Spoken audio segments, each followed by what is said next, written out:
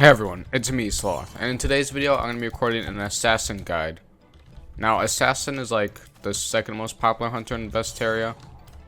It has good damage, it's more of a melee type class, and I'm going to be doing a guide on it now, so let's get into the video. So first off, the subclass trainer location. This one's a little trickier than the other ones.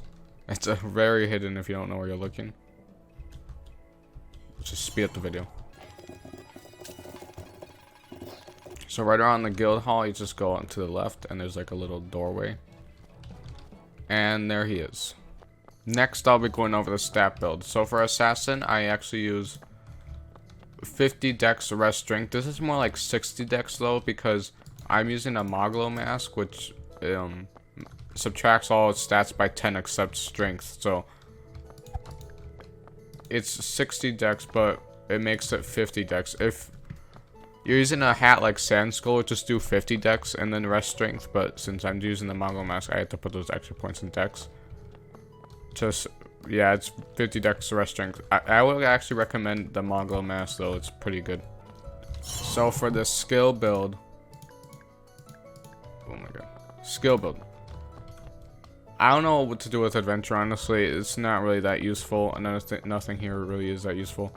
You could put points on a missile for PvP, but other than that, I don't really care about adventure. The hunter skills, you don't want barrage because it's a ranged attack. You just want to max out execute and shunpo. And for the assassin book, now, you obviously want max shadow flurry. I put 9 points in the shadow walk. You could max this out because I just wanted to show step through shadow in the video. I don't really find that much uses for it. I don't know if the last point of Shadow Walk is that good, but if you really don't like Step Through Shadow, just max out Shadow Walk instead.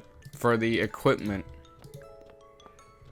I have a fully Great Skulled Moglo mask. If you can get a fully Great Skulled one of these, it's really good. The amount of strength it gives you is actually kind of insane. Although you do get that minus vitality and intelligence and dex, but just put the points in the dex. I wouldn't really worry about the intelligence or vitality, because assassin doesn't really need it that much.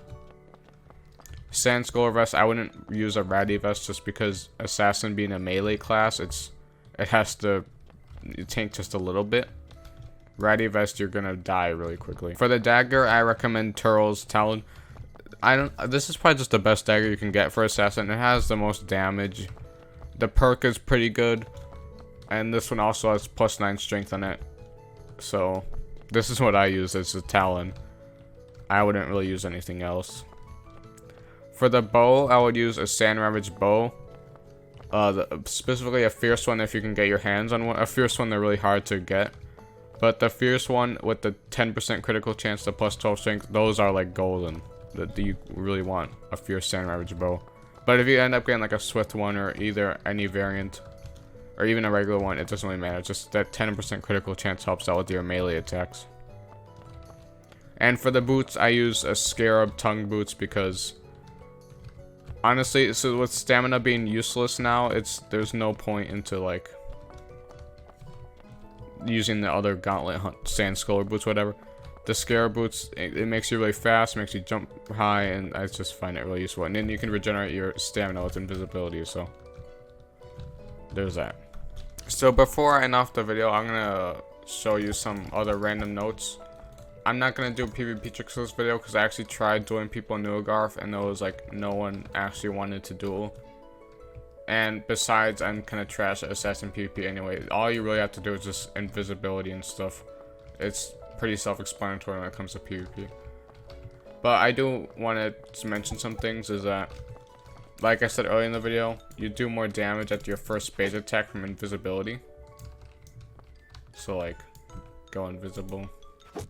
The first like bow attack or basic attack with your dagger will do increased damage. And Shadow Flurry has infinite vertical range. You can use that in PvP. It doesn't really matter, like you can do it really high up and people underneath it will get killed basically. So that's going to end it off for this video. If you enjoyed, don't forget to like and subscribe. I also have a Discord server now if you want to join that. Link is in the description for that. So thanks for watching and bye.